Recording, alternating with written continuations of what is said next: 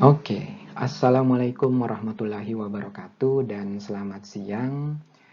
Pada kesempatan kali ini, video ini akan berkutat seputar learning journal, khususnya pada materi adaptif.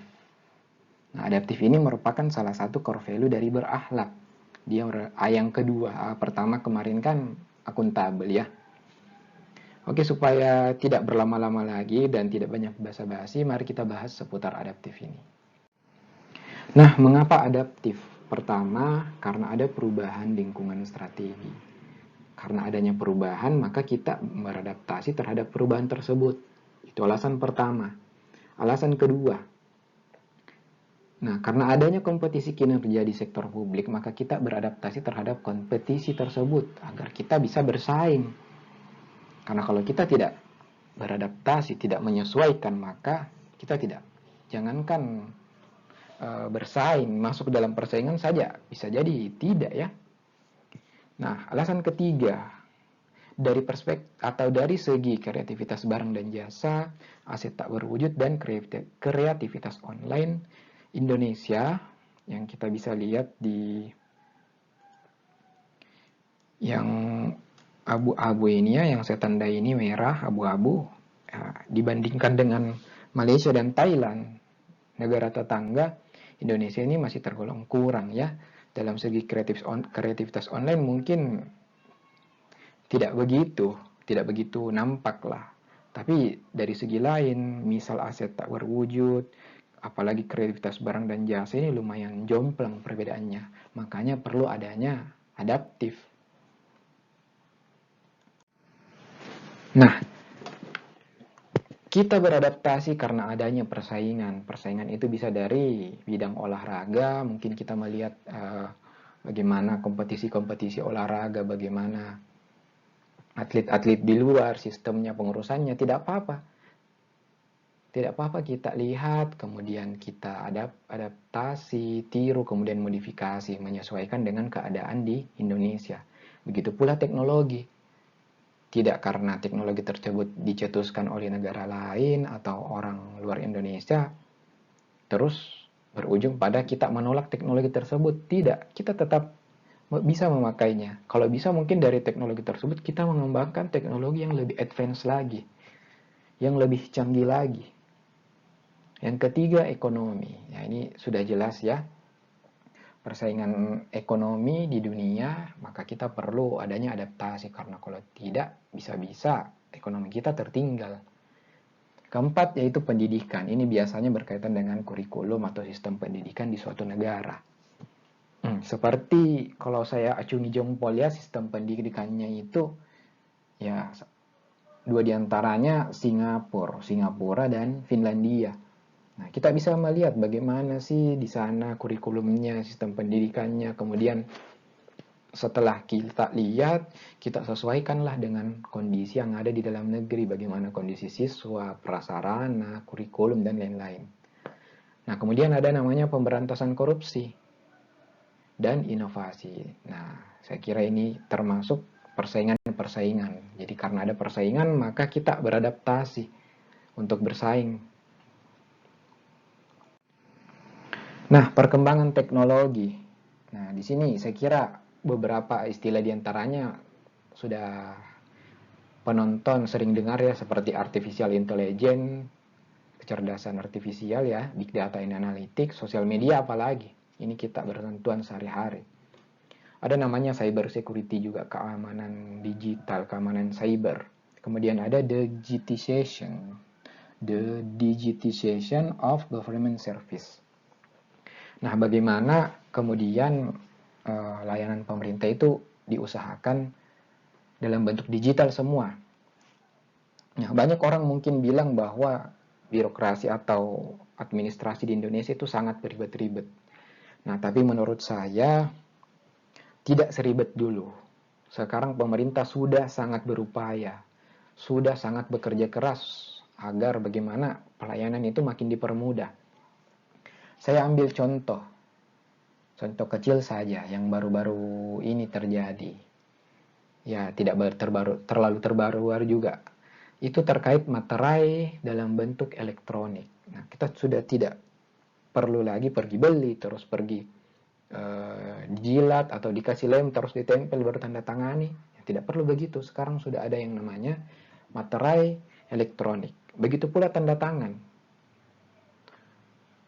Nah, saya sendiri mempunyai SK CPNS itu, ya tanda tangannya ya tanda tangan barcode atau elektronik. Nah, dari sini kita lihat bagaimana kesungguhannya pemerintah ini untuk memudahkan masyarakat itu sendiri.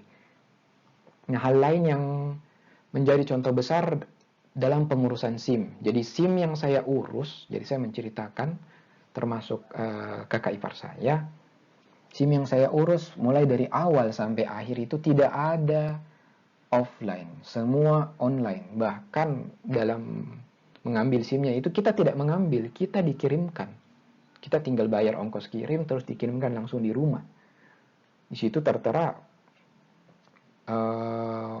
ongkirnya berapa, bergantung kita pilih tempatnya, pengurusan SIM online-nya di mana. Saya kira dengan sistem-sistem ini, ya itu melihat kesungguhan pemerintah dalam digitalisasi pelayanan pemerintah itu sendiri. Kalau ada yang bilang mungkin masih ada yang beribet-ribet, ya mungkin itu sementara dalam proses, masih proses untuk bagaimana dipermudah.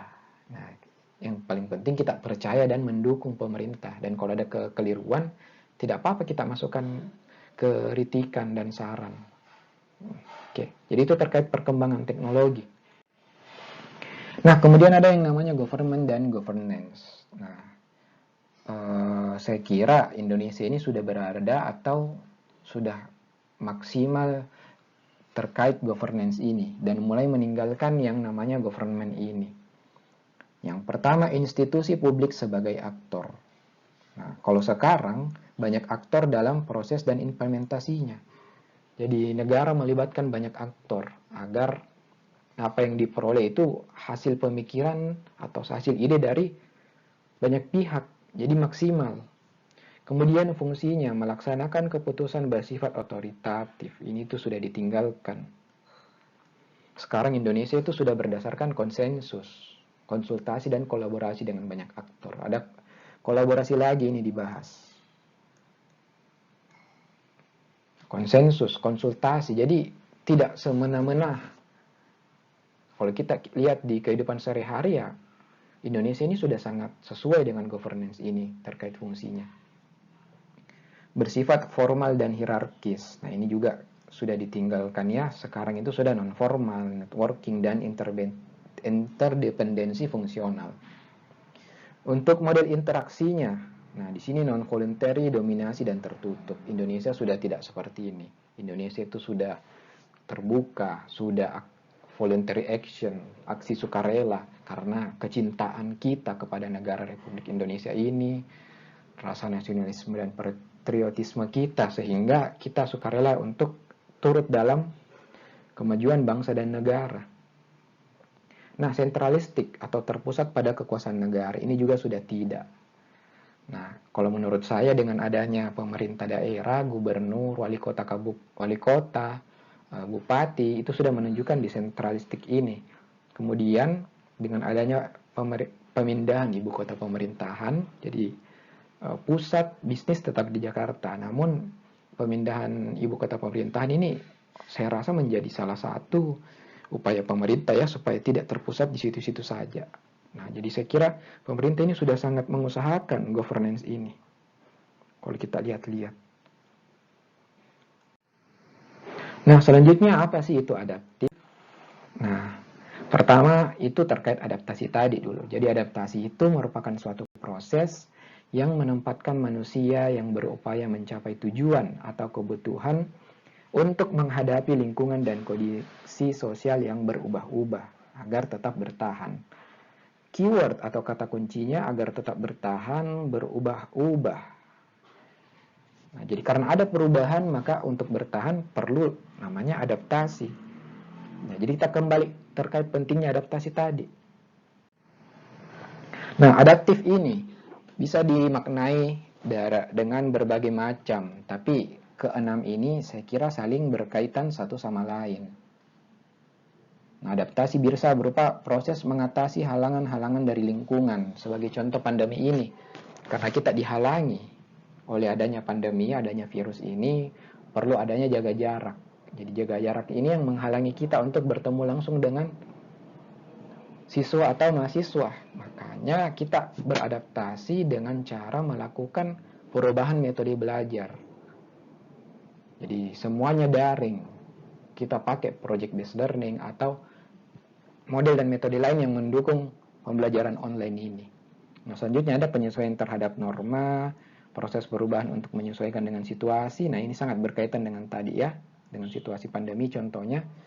Mengubah agar kondisi sesuai dengan kondisi yang diciptakan, ini juga erat kaitannya dengan yang tadi, memanfaatkan sumber-sumber yang terbatas dan penyesuaian budaya dan aspek lainnya. Nah, jadi ini terkait makna adaptif.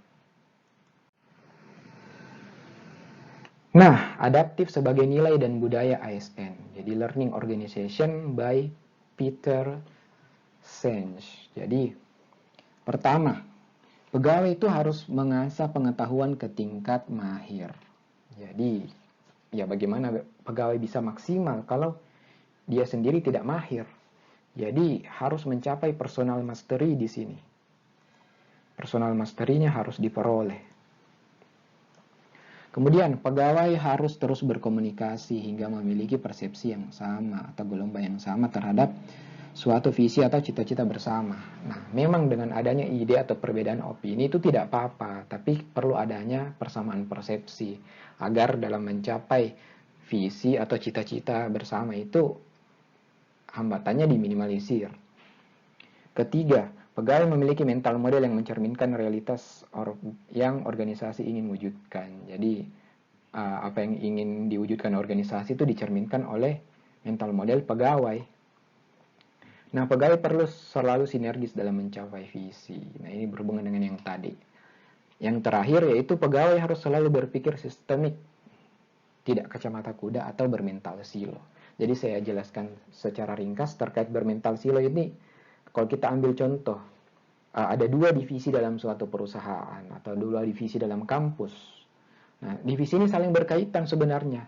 Tapi karena salah satu divisi ini bermental silo, jadi ketika divisi A ini bermental silo dan divisi B ini tidak, dan divisi B ingin meminta informasi atau data yang dibutuhkan bagi divisinya untuk perkembangan institusi atau organisasi itu sendiri, divisi A ini malah menganggap bahwa kita ini bersaing. Kita harus bersaing siapa yang lebih bagus. Nah, karena kita bersaing, saya tidak mau kasihkan kau divisi B data atau informasi. Tidak boleh begitu, karena kita tidak boleh begitu ya. Tidak boleh ada keengganan membagikan informasi, apalagi kalau tujuannya untuk kebaikan institusi. Jadi, ini bukan tentang persaingan siapa yang cepat, siapa yang menang, tapi tentang bagaimana bekerja sama untuk mencapai cita-cita institusi. Nah, inilah bermental silo ini. Dia selalu menganggap semua kompetisi secara berlebihan. Makanya dia tidak mau adanya saling share, tidak mau membagi-bagikan. Meskipun tujuannya itu untuk kepentingan bersama. Nah, penerapan budaya adaptif. Penerapan budaya adaptif pertama itu dapat mengantisipasi dan beradaptasi dengan perubahan lingkungan. Atau kita mengantisipasi dengan kira-kira ke depannya perubahan apa sih yang ada, kemudian kita mempersiapkan untuk selanjutnya adanya proses adaptasi. Yang kedua, memanfaatkan peluang-peluang yang berubah-ubah. Jadi dengan seperti pandemi kemarin ya. Jadi ada peluang-peluang yang muncul. Pertama, peluang meningkatkan kompetensi. Peluang meningkatkan pengetahuan. Jadi kita dengan adanya pandemi ini secara langsung membuat kita menambah pengetahuan seputar pembelajaran online, seputar teknologi. Ketiga, mendorong jiwa kewirausahaan, kemudian terkait dengan kinerja instansi, dan terakhir memperhatikan kepentingan-kepentingan yang diperlukan antara instansi mitra, masyarakat, dan sebagainya. Jadi ini penerapan budaya adaptif. Selanjutnya, nah, ciri-ciri individu adaptif. Oke, mungkin ini agak kecil ya. Pertama, eksperimen orang yang beradaptasi. Jadi dalam beradaptasi itu perlu adanya percobaan-percobaan memang. Tidak semata-mata kita beradaptasi, adaptasinya berhasil. Tidak. Ya, perlu ada percobaan-percobaan. Dan saya kira itu bukan merupakan suatu kesalahan. Kemudian ciri-cirinya berikutnya melihat peluang di mana orang lain melihat kegagalan. Jadi jangan karena suatu hal kita melihat hal tersebut sebagai suatu yang negatif. Kita harus melihatnya sebagai suatu peluang. Memiliki sumber daya, ya ini tentu saja. Orang yang beradaptasi terhadap suatu perubahan harus memiliki sumber daya. Selalu berpikir ke depan. Nah, ini tentu saja karena kita berpikir perubahan-perubahan apa saja yang akan terjadi ke depannya, apa saja sih yang perlu saya siapkan. Tidak mudah mengeluh. Nah, mengeluh ini biasa menghambat selesainya pekerjaan ya. Kemudian tidak menyalahkan. Nah, ini saling berkaitan satu sama lain. Tidak mencari popularitas. Nah, ini juga merupakan ciri-ciri individu adaptif. Dia tidak, tujuannya bukan untuk populer, bukan untuk famous. Memiliki rasa ingin tahu. Nah, ini sudah jelas ciri-ciri individu adaptif. Dengan adanya perubahan, otomatis kita ingin tahu sih bagaimana sih cara bertahan terhadap perubahan tersebut. Makanya salah satu ciri-cirinya individu adaptif ya, memiliki rasa ingin tahu. Selanjutnya memperhatikan sistem, membuka pikiran. Jadi kita buka pikiran kita terima perubahan-perubahan dan persepsi-persepsi yang berbeda. Nah, kemudian memahami apa yang sedang diperjuangkan. Jadi kita harus memahami apa yang sedang dilakukan dalam proses adaptasi itu. Nah, ini ciri-ciri individu adaptif. Nah, terima kasih. Jadi itu terkait materi adaptif, learning journal terkait materi adaptif. Saya kira cukup sampai sini saja.